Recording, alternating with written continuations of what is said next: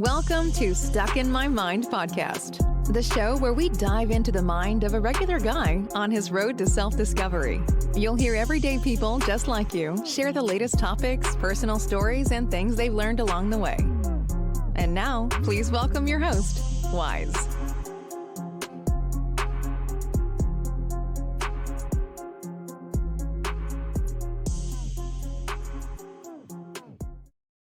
And welcome to another episode. I am your host, WIZE. And I have a very special guest today. He is an OG in the podcasting game. This man has been in this game for a minute. I'll let him say how long he's been in the game. But welcome to the show, Rich Butler. Thanks a What's lot, going Wise. on, brother? Thanks a lot, Wise. Appreciate you having me on. Let me come on here and chop it up with you. Yes. So, brother, I want you to tell me how long you've been in the game. I started podcasting in 2006 when podcasting first debuted on iTunes, long before Apple Podcasts, long before podcasts were anyplace else. You could only hear it on your computer and on an iPod at the time. Wow. So there was no Spotify. No, sir. Just record, put it out into the void, and hope somebody's listening. And it was crazy because there were so many people just doing podcasts that were doing them even longer than I was, that were established in the game. Guys like Adam Curry, just real mainstream names in the space at the time. And I started getting into it strictly as a listener. I didn't even get into it to start until I found podcasts I was into, and I'd engage with the community like anything else that you're passionate about, and people were like, man, you should do a podcast, and I'm like, and you hear the message long enough, you kind of figure there's a message there somewhere, and that's when I ended up starting to do it myself. So what's the first podcast you did? My first podcast was My Take Radio. It was covering MMA, pro wrestling, video games, and movies. And I did that podcast for 412 episodes. Wow. On paper, 412. I retired it at 400. Wow. It was crazy. Only because I started doing it just regular podcasts, just recording and uploading. And then in 2009, a company called Blog Talk Radio reached out and they said, hey, we have this service, let you do your podcast live, kind of like a radio show. Are you interested in trying it out? And I said, all right. So I reached out to a buddy of mine. He worked for MySpace, dating myself a little bit, as a mod. And I said, listen, man, I got this podcast and they want me to do it live. I need somebody to screen the calls. You're a moderator. You're a good judge of what can make it on air, what couldn't. And he was like, sure. And that was really the game changer for us, only because back then, it was always hard to get people to take podcasting seriously, because when you'd go and you'd be like, hey, I'd like you to be a guest on my podcast, they'd be like, what is that? Or podcast? Like, if it wasn't terrestrial radio, no one cared. And it was a game changer because not only did it allow us to engage with our listeners like consistently, but it allowed us to pitch the show to guests so that they could come through and share their stories. And they liked the fact that they could just dial in like a regular radio show and do whatever they wanted to do, promote what they needed to promote, and it was great. And the thing about it was, I would broadcast from 11 p.m. to 2 a.m. So once we finished the episode at 2 a.m. and the live went off, I would start editing to get it out as a podcast by 3:30, 4 o'clock. So by 4 a.m., I got it out there. Usually I'd knock out and go to bed by 4:35, wake up at 7, and go to my day job. Wow. Yep. That is crazy. It sounds like me right now. I go to work at 4 in the morning. I get out at 12. I start recording or editing if I depends on what my schedule is. And then like today, if I have a late recording like today, then I'll record and do whatever work afterward. But I love to do it. I don't. To me, it's not draining because I love podcasting. That's what sets you apart. That right there is the great equalizer for many people that want to start a podcast. It's exactly that. You have to go in with the love of the game. You got to go in. I tell people you got to go in to educate, entertain, and inform. That's it. Once you go in there with that, everything else kind of falls into place. But what happens is that people, they see the people that really made it or that are household names in the space, and all of a sudden it becomes keeping up with the Joneses. And the thing about it is that people fail to comprehend that those people put in the work elsewhere, and the podcast is just an extension of their brand. Whether it's, I mean, we'll take an example. You look at a show like The Breakfast Club, and they release that as a podcast. That's a show, first and foremost. The hosts work on their craft elsewhere, first and foremost. And then, like anything else, they serve their audience in another medium. It's really that simple. And I think that's where people kind of, they romanticize, and they're like, yeah, man, I'm going to be the next Joe Rogan. And I'm 100% a bubble burster when it comes to that. Not even to tell them to from a position of negativity, but I tell them, listen, man, Joe Rogan is Joe Rogan because Joe Rogan did a lot of work to be Joe Rogan. And the thing about Joe Rogan that people don't understand is he doesn't do his podcast for us, for the listener. He does the podcast for himself from a place of curiosity, and we're just along for the ride. And that's what I tell people when they want to do this stuff. Like, do it for you. Do it because you're into it. Do it because you're passionate. It's funny that you say that because that's how I feel about my podcast. I interview the people and speak to people because I'm seriously curious. I want to learn and grow and develop as a person. Yep. And you scratch it right and just sharing it with my audience. It's great. But I was like, when I said something to a guest one day, I was like, I feel kind of selfish that I want this for me, that I'm actually interviewing because I want to speak to these people and learn and grow. And the guest said no. That's you self-worth and self-love because you want to grow and develop. That's right. Plus you're not hoarding it, you're sharing it. Absolutely. And more importantly, people love stories. Why do you think negative news, it's terrible to say, but why is it that people slow down for a car accident? Because they're curious. Even if it's brutal, even if somebody's like dead in the middle of the street, they're curious. That curiosity, it's just nature. It's just how it is. Put it this way. You walk into a shopping center, you go into the food court, and you yell, yo. A bunch of people are going to turn around. May not even be a voice they recognize. May not be a person they know, but they're like, who's calling? Who is that? What's going on? It's just human nature. Yeah. It's absolutely right. And just okay. So when I first started my podcast, it was me ranting. Not really. I was the beginning of the pandemic. I was home. The wife had a big honey-to-do list for me, and I had been wanting to start a podcast, and I just kept making excuses. I was like, "Oh man, who gonna want to listen to me? I sound horrible." And then I just like, you know what? I pressed record one day. It was 5 minutes long, and I just uploaded it. And it went from there. I started 5 minutes, 7 minutes, and grew until now I average between 35 to an hour show. That's exactly it. And I think that what you did was the correct approach. It's what the minimally effective dose.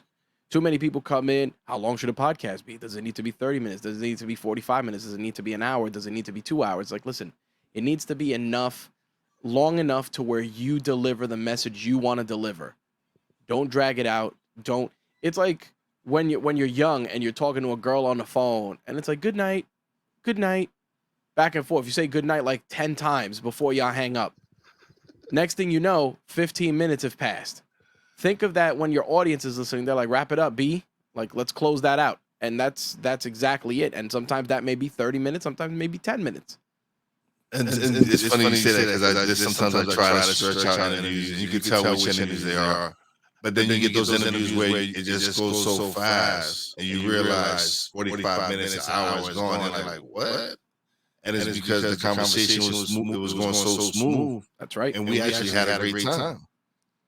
Those are the factors and the variables that you got to always seek out if you're doing this stuff. Like money, everybody's hung up on money, and there's two types of currency and two types of payment you want. Yeah, you want physical currency, but you also want mental currency. Are you learning from the people you're talking to? Are you educating others? Are you leveling up the space? I always tell people I like to leave the room better than when I entered it. And that's exactly it. If you're not going out there putting out something that's meaningful to you that other people can kind of get inspired from or entertained by, then, what's the point at that point? Yeah, you're absolutely right. It's if for me when I first started, like I said, it was about ranting and talking about work and being out of work and politics and George Floyd had happened and all that. Mm-hmm. But that wasn't the content I was enjoying because that was what the main media was putting out. Mm-hmm. But it's important. Not to cut you off, I apologize. Not to cut you off, but that right there is important, and I'll tell you why. Because we are spoon-fed media based on some sort of agenda, whether it's from a network, whether it's from who's paying the bills, whether it's from a political party, whether it's from anything. It's like, what the Joker said in The Dark Knight, some people want to just watch the world burn. And obviously it's a bit extreme, but you got to remember, the people that are out there talking about issues that are relevant to whether it's, people of color, minorities, gay, lesbian, anybody in those categories, they're going to want to hear insights from people that are going through the same struggles they are. So, for you to say you were ranting and raving, you're selling yourself short, and I'll tell you why. Because when people press play and you say, man, I was walking down the street and, cops walked up on me and they started asking me for my ID and blah, blah, blah. And you're telling that story. It is a personal story and a personal issue for you that somebody's going to hear in Chicago or Maryland or Florida or Texas and be like, damn, that happened to me. I always like to tell people, it's cliche, but it's like same hells, different devils. We're all going through the same stuff. There's different challenges, and we need voices that are out there doing it that aren't doing it to push an agenda. Like, you're talking about it because it's something that's powerful, meaningful, and important to you. And you know what? You might tell somebody walking down the street that's one of your boys, like, hey, man, I'm really upset about X. And they'll just be like, really? It's not that serious. But to somebody else who you say that to, they may be like, man, I feel the same way. I'm so glad you said that. Though it's important. It is very, very important. And I say that just because if you ever are in that situation, remember, you are somebody's workout partner. You're somebody's co-pilot on their drive to work. You're somebody's partner in the gym. You're getting somebody through something with what you're providing. They may not agree. They may not like it. They may be like, this guy's full of crap. But they may be like, you know what? That's going to inspire me to act. Let me send this guy a DM. Hey, man, I heard your podcast. I don't agree. That might be the most activity that person had in a week, mentally. Wow. No thought about it that way. Absolutely. But actually, when I switched the format to more of a conversation piece and being able to talk to people and hear their story and then at least get prepared to share some of my story as well, that's when it really shifted for me. It shifted towards more where people would, like you said, would get that DM, hey, I heard this episode. I was on the fence on something. I heard this from you guys talking. Thank you. I needed to hear that. And to have that, to me, was the most important thing. It wasn't about being monetized and making money. It was just the fact that I was able to impact somebody's life in a positive way, where they saw me and someone having a great conversation and realized, hey, these two guys that because it was me and a high school friend had a great conversation. He's a very highly successful real estate agent in Brooklyn, and the person that sent me the message went to school with us. And we had a great conversation on manifestation, goal setting, and all these other things. And when she heard her speak, she was like, yo, these are two guys I know personally. I grew up with these guys. I know them. If they doing it, why can't I? And if I can inspire somebody to do that, then I'm happy. I'm There you good. go. That's exactly it. And more importantly, I feel that in addition to that, there's just so much noise out there. You know, there's so much information that you almost get to a point of information overload. But if you can call that information and cultivate it, and you can say, man, I really like what Wise was saying about this news story. Let me do a little more research on that. I'm curious about that. Now you're giving that person the tools to go out there, and again, not to sway an opinion, but to make them stop for a second and stop consuming everything that they're spoon feeding you and say, wait a minute, maybe there's more to that. Maybe there's a bigger process. Maybe I got to ask more questions. Hell, maybe this is important and it should be on my radar. Because a lot of people, they always talk about, a friend of mine used the term NIMBY, not in my backyard. Everything that's happening, that can't happen here. Why should I care about that? Why this? Why that? It's crazy. And I tell people this: nobody ever thought terrorists would attack New York City. Period. And it happened. I tell people all the time, terrorists got to do stuff at a distance or in the shadows. Because if terrorists tried to take over East New York, they'd get killed in a day. But you know about East New York. I live in Queens, man. I'm born and raised in East New York, Brooklyn. So what I'm saying is that, think about it. You go to war in another country, 9 times out of 10, they have the advantage because they know the terrain. So if people are like, oh, terrorists will never attack New York, they'll get taken out over here. Yeah, that's right. But that doesn't mean they can't do it. Yeah. And that's what people, they kind of, like I said, NIMBY. Oh, it's not in my backyard. That's what happened with COVID. Oh, it's in a whole other side of the world.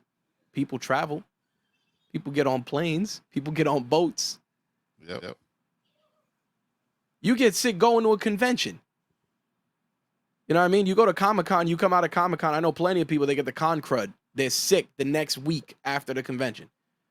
86. I went to Podfest this year in Orlando. Mm-hmm. By next week, everybody was talking about when they came back, they had COVID, it was sick. Yeah. It happened. And you know what the thing is? It's like through, and I always tell people, it's like, through no fault of your own. Meaning, you're out there, you're trying to live. But people still sick out there. People still dying out there. People are still, I always tell people, stuff is still happening. But again, not in my backyard. So nobody trips about it because it hasn't affected them. So then when it does, it becomes this big thing. And everybody's like, oh, you see, we should have been ready. But you weren't ready. You talking about what about you? It's crazy. And that's where like content creators like you, like countless others, those voices are crucial. Because they're out there, they're having those. You know what? They're having the tough conversations that sometimes the mainstream media doesn't even want to have. And it's crazy because the new shaman, you can tell that it's not like where true crimes and sport podcasts, those gets all the views and all the downloads and all that. Yes, people interested in. But to me, I still love doing it the most because the message is reaching people that it's supposed to hit. Absolutely. And so I just continue to put out the best content I can. Hopefully I improve with every episode. I try to, like you said, keep learning and growing. When you asked me in 2019 that I would be doing some of the stuff that I'm doing now, whereas I built up my skills to the point where I'm editing other people's podcasts. I'm finding other ways to generate money besides sponsorships and ads. That's right. And it's coming from the skills, and it's coming from the skills I'm developing from doing my podcast. Then you're doing it right. See, and that's something. And I want to share this statistic with every one of your listeners and viewers. Buzzsprout put out something recently that said, and I quote, broadly receiving 30 or more downloads within 7 days of releasing a new episode places your podcast in the top 50% of all podcasts. To make your way to the top 1%, you'd need about 4,200 downloads in the first 7 days. All right, this is coming from Buzzsprout, a main podcasting company. So when people get hung up on the numbers, they get hung up on, listen, if you're getting 30 or more downloads a week, you're in the top 50% of all podcasts, period. You know, and people, they don't understand that because, again, keeping up with the Joneses. Yo, why don't I got numbers like this? Or why don't I have numbers like that? Or why isn't this? And I tell people, it's like, listen, in 24 hours in a day, how many times can you talk to a room full of 25 people that are hanging on your every word? You have your own personal TED Talk for 45 minutes, and that's, 30 people that genuinely sat through to hear you. And they'll just be like, oh, I never thought of that. I'm like, we barely talk to 10 people in a day. I can literally count the amount of people I spoke to today. You would be my fifth. Wow. For me, it's different because I'm a table games dealer, so I talk to people. Right. But even still, think about that. Then in your case, the number of people you talk to in a day is probably going to be triple what I just said, quadruple what I just said. But even still, that doesn't mean that you're not getting your reps in. Yeah. And that's what people don't. They're stuck. They'll be like, man, I only got 10 downloads this episode. Maybe that was a 10 download episode. Maybe you didn't bring the fire. Maybe you weren't dialed in. Maybe you were tired. Maybe you didn't sleep. Maybe you didn't prep. Maybe your audio was trash. It happens. Nobody wants to own that. It's everything else. Maybe it's you. Believe me, I've had technical difficulties. I've made mistakes where I didn't press record or something got deleted. Yep. It happens. And I don't get upset over it because, again, I laugh it off. I chalk it up to experience. Like things happen. I try to make sure they don't happen again. Absolutely. Learn from your mistakes. They're not mistakes. They're lessons. Yeah. They're not mistakes. They're me learning from what I'm doing. Absolutely. I didn't have no prior experiences, so you're doing better than anybody else, my friend. It's crazy that what is the number? Supposedly 2.5 million podcasts, right? Mm-hmm. How many of them are abandoned? Yes, that's what I heard. Is like the average, like since I guess July, I guess there was only 400,000 active podcasts, and that means at least one upload in 30 days. Well, look at it this way. Well, I tell people all the time when somebody wants to join like our podcast network and they're like, Rich, I want to come on board, and I go, okay, cool, and I go, listen, this is what you're gonna do. You're gonna get through 10 episodes. Let me know once you hit the 10 episode mark, then we'll really start having a conversation about other things, because the 10 episodes are for you to find your voice. They're when you're gonna realize, like, this is what I'm about, this is my message, this is what I want to talk about, etc. You're not gonna find that out in the first episode. Like you just said, you found your voice. You took time, you pivoted, you found a formula that worked for you, the person. And then you bring people along for the ride. Yeah. Absolutely, man. Everything you said was I can relate to. Being that a podcast that does everything, and it's just like now when I see somebody starting out and they ask me a question, I'm more than happy to help. Yep. Because I wish sometimes I had that from someone. Like I've met some great people, and it's now that I'm building those networks and getting to know where my strengths are, where I need help at, and who are the right people, and those people that I need are coming into my life. Like I'm learning how to be an executive producer to my podcast, how to make it much better. Yep. I have that mentor now who's a dope executive producer who does some great things, and I can learn from him. And the fact that he's a good friend of mine, that's even better. There you go. You need that. You need that type of energy to help you progress forward. Anybody that sits here and uses the rhetoric that they're self-made, It's like, you're not. And I'll tell you why. Because you hit record, you put that podcast out into the void. The people that are listening are making you. Yes. Period. They're making you. You didn't decide to put a podcast out and get 100,000 views. That's 100,000 people that wanted to lend you their ear for 30 minutes, 45 minutes, an hour and a half, whatever it is. So when people come, yo, man, I'm self-made. I pulled myself up by the bootstraps. Somebody had to make the boots. Yep. Them bootstraps you're pulling up, somebody needed to make them boots for them. Yeah, absolutely. It's crazy because to me, that's why I said I wanted to improve. I've been, like when I found that I was serious about this, that this is what I wanted to do. I started with a Behringer podcast studio. I paid $160 on Amazon for. But like I said, when I knew this is what I wanted to do, when I wanted to continue my podcast, and that's when I started investing in myself. I got me a Rodecaster Pro. I got me an audio technical mic that I love. I invested in a camera. It was me wanting to improve because people were giving me something very precious, which is their time. Yep. And for me, I felt like I got to give them the best quality because they're giving me a precious thing that they'll never get back. And so I'm grateful for my listeners. Absolutely. Like I said, man, you got the right approach. Your energy is sound. Your approach is sound. You are on the right path. And this is coming from somebody who's been in the trenches, you know? And I tell people all the time, it's like, listen, you'll know. The market will tell you if you're good, if you should keep going, if your skills might be better served elsewhere. You know, too many people want to be the CEO, not realizing that sometimes they're just wired to be the guy that's an employee. Everybody's not to be entrepreneur. That's it. And you know what it is? And even being an entrepreneur, some people are built to be an entrepreneur in phases, meaning like they might be the entrepreneur that's good to start the business, not run the business.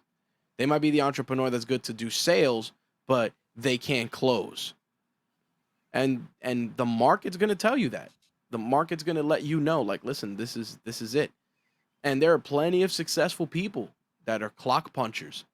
Plenty of them that sit there and punch a clock and are happy, perfectly content in their little, in their own world. And that's great. That's awesome. But then there's some of us that we are wired up to work and function and execute and operate a certain way. Yeah. I agree. Man. You're absolutely right. You have to, like you said, after 10 episodes, you know this is what you want to do. After the third or fourth episode, I knew. And once I got past 20, I was like, I'm gone. That's it. Training wheels are off. And now I just released 150 on my audio. And I just transitioned last September to video and audio. Excellent. I've released 70 episodes since September as far as video goes. That's what's up. It's an amazing feeling to have something that's, I tell people all the time, podcasts are evergreen as long as you pay the hosting fees, and those messages, they'll live on forever. And you're, like I always say, it's like your listener that you had September 1st, 2021 may not be the first listener that you had in September 1st, 2022. Maybe somebody brand new that just came in on episode 150 or 200 or 300, brand new, completely new. And you got to respect that and be prepared to help them along, to bring them up to speed, and it could be something as simple as, hey, this podcast is about this. Real quick, before I jump into today's topics, for any new listeners, this is what we're all about. And people, they see that and they appreciate that service. They appreciate that extra step. They're like, damn, like this person's attentive to what we need. They're into what we're doing. They wanna help us out. They wanna help us level up. And that's all that matters. Content creation is about that. Every person that wants content, you could do a podcast about paper clips. And there'll be somebody out there that's into paper clips, heavy. And they'll be like, man, I get that. This guy knows what's up about paper clips. I need to listen to this guy. And again, it's not so much about the show, but about the person. You know, it's somebody told me this, and I believe it. It's like, listen, you go to the race, you go to the track, you cheering the horse, which is wrong. You got to be cheering the jockey, because the jockey that's helping that horse. Without the jockey directing the horse is not going to have a path or know his stride or know when to kick it up a notch. That's the jockey's job. Same thing with the podcast. Like, listen, like you just said, hundreds of thousands of podcasts are out there. Hundreds of thousands of them are abandoned, just there, just sitting there, because somebody didn't have the energy or the emotion or the necessity to continue pushing forward. So what would be a tip you give someone starting out their podcast? Don't spend a lot of bread. Do not spend a lot of money. Start small, level up gradually as you get more comfortable. You know, like you just said, you bought the Behringer. I remember my first mixer, I think, was an Alesis. No. When I first started, it was a Logitech headset. Then from there, I went to a Blue Snowball. Then from a Blue Snowball, I went to the tried and true ATR 2100 and an Alesis mixer, then a Behringer mixer, and all the bells and whistles. Then finally, I had so much equipment in the home studio, and I was like, this is ridiculous. Then Rode came out with a Rodecaster, and I got to actually sell everything and buy the Rodecaster and make a profit, which was great. And then I used the Rodecaster for a little bit, and then I swapped out the Rodecaster, and I'm using a Mixcast 4. So the first piece of advice is, you know, start small, number one. Number two, respect your audience. And I tell people I word it like this. You're watching, you're getting ready to watch the game. President comes on, starts talking. You're pissed, can't watch the game. All of a sudden, we now return you to your game in progress. Now you miss half the game and you're pissed because, you know, nobody valued the fact that you wanted to watch the game. They're like, we're just going to interrupt your game because this is we deem this important. Think of your podcast the same way. If you commit to putting out one podcast a week, you got to put out one podcast a week. If you commit to put it out every week and you want to do it every week on a Saturday, then you're going to tell your audience that you're going to get it every week on a Saturday. If you can't commit to a date, just be like, hey, it's going to be released weeklies at the end of the week or midweek. And you're setting expectations, because what happens is, like I said, people are going to listen to it and they're going to be like, oh man, you know, I can't wait till next Friday. I can't wait till next Thursday. You drop the ball, you don't put out an episode. People are going to let that slide because they understand life gets in the way. You do that too many times, you lose a listener because they'll be like, man, this person doesn't care about me. Yeah. They don't care about my time. They don't care that I need these endorphins. You know what I mean? They don't care that I need this joy or whatever it is from this person that they bring to my life, you know, for the 30 minutes that I press play. So why should I give them my attention? And that's it. It's start small, respect your audience. And then everything else from there just falls into place. And if I wanted to add a third piece to that, would be focus on being the best you and not the best you that somebody else wants you to be. Meaning that put out the content you want to put out because, like you were saying before, it makes you feel good. There'll be people for that content. Yeah. And that's when once I figured that out, it shifted. The number people started tuning in, and my audience started growing. And I love that. I love the fact that you also got to stay in tune with your original listeners. Yep. You got to give them the support because they're the foundation. Absolutely. The first people started listening to, and like you said, people start focusing on the numbers and start forgetting about the listeners. Yep. I mean, you know, there's I believe it was Pat Flynn. He put out a book called Super Fans, and I always tell people, it's like, listen, it's easier to get $100 out of 100 people that genuinely care about you than trying to get $1,000 out of a bunch of nameless faces. You want those people. You want those rabid people. You want those people that you say, hey man, I'm putting out shirts for my podcast, and the first thing they do is when the shirt's dropping. That's what you want. Or once you put them out, they're the first ones placing their orders. Exactly. You know who you don't want? You don't want the person that looks at the shirt and goes, man, you want $25 for that shirt, man? So I'm $25 for me is too much, but you know, You just got these Yeezys for $300 from a dude that could give two craps about you. Okay, you keep doing that. And the thing about when you create this stuff, you know, I always tell people that you're going to run into a lot of instances where people aren't going to understand what you're doing. And what you have to do is just, you got to bottle that up and put it to the side. Because if those people don't understand your struggle or what you're trying to accomplish, they're just going to get in the way. And you can't have that. If you have an aspiration like, you know, I want a top 200 podcast, I want this, I want that. You need to make sure that that's front and center, because people are going to come along and they're going to be the you know, either the people that have nothing positive to say, or the people that don't like the way that you're making your money. And you'll get what I like to call the must be nicers. Oh, it must be nice to be able to just turn on a microphone and talk to whoever you want. Must be nice that you get, you know, free equipment. Must be nice that, yeah, it is nice. You could do the same thing. But they don't see the work you put in. Hell no, but that's exactly it. All they see is the success. It's like that meme of the iceberg. That's right. And they only see the top, which is show success, but they don't show everything you went through. Yep. But the worst part is that here's the thing. When you tell them the formula, they don't value it enough to even follow it to execute. But they'll be the quickest ones to sit there and complain. Listen, I remember when I lost my job in 2020 when COVID got heavy. And I remember, you know, I could have sat here and been like, oh man, you know, how am I going to make money? I go, listen, the bank doesn't care that I'm a nice guy. Con Ed doesn't care that I'm a nice guy. You know, the water company doesn't care that I'm a great podcaster. You know what they care about? The bill, the check. My job is to get that money in there and make sure I got to do what I got to do to get it done.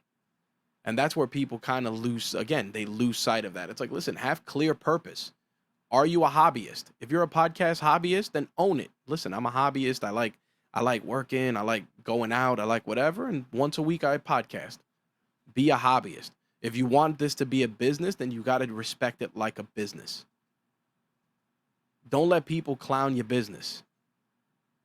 Oh yeah. You always get the ones that say, how's your podcast going? Oh, you know, it's funny. My Rageworks turned, you know, we celebrated 8 years this past week.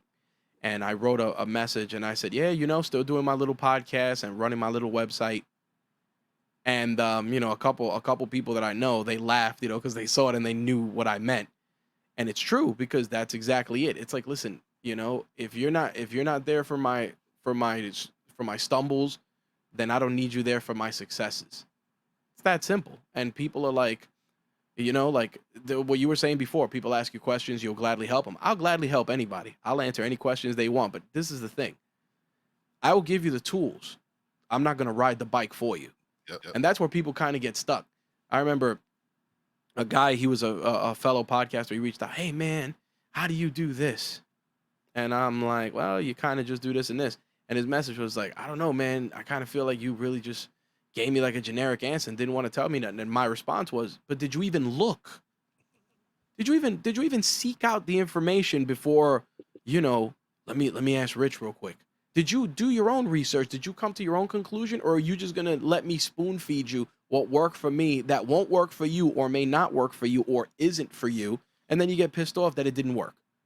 So one of the questions, a lot of questions, what platform should I go? Should I go Anchor because it's free? And a lot of people, go Anchor, it's free and all that. I'm like, do your research. Find the platform that does what you want it to do. But here's the thing, too. You're 100% right. And to add to what you're saying, what Wise is saying is this. If you want to do something big or you want to do something meaningful, you can't do it free.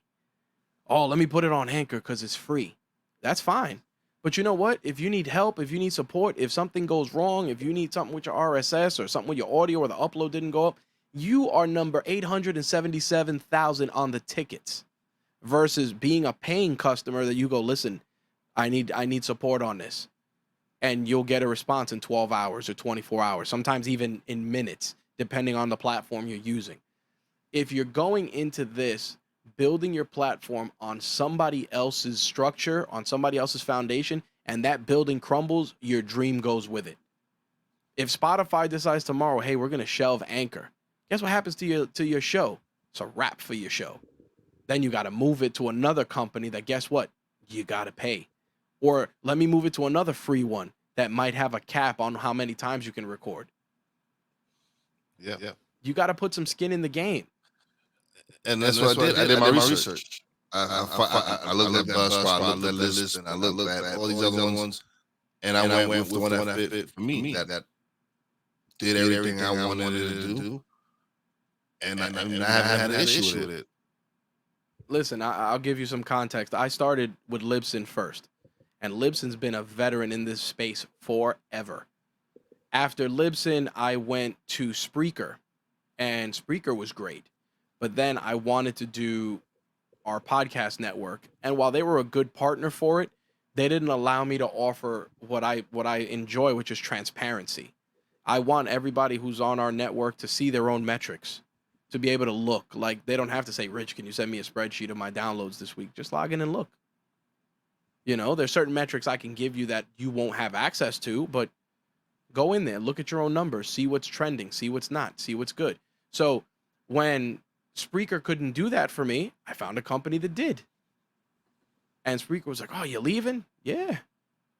Oh, but you've been with us for so long. Yes, but for my next iteration of what I'm doing, unfortunately, you guys aren't a good partner for that. All right, cool. I mean, don't get me wrong, it broke a lot of episodes on my website because obviously, you know, the embeds and all that, but then you got to go and, again, let me go on Upwork. Let me go on Fiverr. Let me go on People Per Hour. Let me hire a freelancer that can go in there and fix all of those podcast episodes. Oh, what's it going to cost you? $50, $100? Do you want a broken website, or do you want a website that's running optimally? These are the questions that people, again, these are the hard choices. Yeah. I mean, if you're into sneakers, you're going to be there for every drop. You're going to be there for every raffle because that's what you're into. You'll spend the $300. You'll spend the $400. You'll be online. You'll do that because you're passionate about that. That same passion needs to translate to content creation. That's it. Yep. Oh man, you dropped some gems. Thank you, man. I appreciate you coming through, brother. And now it's time where you just plug away. There's no way to find you. Everything you got out there, everything. All right. I'll do the short, sweet version. My company is Rageworks. We are a content creation company that functions on two platforms. We have written content, which is movie reviews, toy reviews, action figures, everything in pop culture. Rageworks is actually an acronym for Rants About Gaming, Entertainment, and the Works. And for people that are confused about what the Works is, back in the day, you'd order a pizza and you'd say, I want a pizza with the Works on it, which is everything. And that's what we do. Our audio arm is the Rageworks Podcast Network that uses those same principles, giving people different kind of podcasts that, you know, can check off whatever boxes they're looking for. And more importantly, we also use it as a way to give people opportunities to launch their own shows. Because what we do is we provide them the opportunity to put their show on our network before their shows even go live on Spotify, Apple Podcasts, whatever, because you know, as a seasoned podcaster, that takes a few days or a few weeks. So by using our network, you're building an audience off of us. And then when your show is live on those platforms, we essentially flip the switch and we turn it from your episodes being published on the network first to being published on your RSS feed first, and then we just syndicate it. And what that does is, I tell people, think of it like a TV show. When you finish watching the Super Bowl and there's a TV show right after it, if it looks interesting, you're going to keep watching. So if you're listening to a podcast on our network about wrestling and somebody's doing a podcast about crypto and you're curious and you want to put some of that money to work in the space, let me give this crypto podcast a listen. Now all of a sudden you got a new listener. So we provide turnkey solutions for people to launch their shows. You can pretty much find us on all platforms, and you punch in Rageworks, we're there. We're on Pinterest, we're on Instagram, we're on TikTok, whatever it is, we're there in some capacity. My personal podcast is Toys and Tech of the Trade. It's an interview series, much like what Wise does, except we break it down, asking people about the gadgets, the gear, and the tech that they use to run their business, create content, and in some cases, just be more productive. And then the toys aspect, going back to, you know, our geeky pop culture stuff that we like, isn't just, buying action figures or anything like that. Everybody's definition of toys is different. If you collect cars, if you collect jet skis, those are your toys. So we do that to break up like the entrepreneurship and business talk. So that's what that podcast is. That's my brand and my company. And that's me in a nutshell. And I appreciate you coming through, brother, and sharing your story, because you're OG, like you said, man. You've been doing this in 06. We're in 2022. That's a long time, bro. Man, I didn't start taking this seriously until I lost like my day job, and I realized that if I'm going to go punch the clock for somebody, let me punch the clock doing something I enjoy, which is podcasting. So either I'm going to work in the space or I'm just going to do my own thing. And that's what I'm working towards. It's not only punching the clock somewhere else, being able to just punch the clock here and build this up. And I'm headed in that direction. I'm making the right connections. I'm interviewing the right people like yourself, where I can take from what you're telling me and apply it to what I'm still doing. Good. That's where we're at, man. And I like it. This isn't even for lip service. Like you got questions, you got any ideas, you need anything, just reach out. Hey man, what about this? Or what do you think of this? Or I want to do this. I listen, we're all in the trenches, and the fact of the matter is you want to make sure that the person that's in the foxhole next to you is going to make sure to help you get through it. And I appreciate that, brother. I greatly appreciate that. I appreciate that offer. Of course. All right, now it is time for shout-outs. Big shout out to my Real Wise fam, Brandy J, Bobby J. Love you guys. Big shout out to the boss lady. Love you, baby. Big shout out to our guest, Rich Butler, for coming through and dropping some gems. And as always, a big shout out to all the essential workers out there. God bless y'all. Be safe. You know how your boy Wise does it. Peace out. Thanks for listening. Listen on iTunes, Podbean, Spotify, and TuneIn. Find us on social media on Twitter at @wise_b_blunt, Instagram at @wise_b_blunt, and a Facebook fan page, www.facebook.com/wise76. Check back soon for new episodes. Until next time, peace out.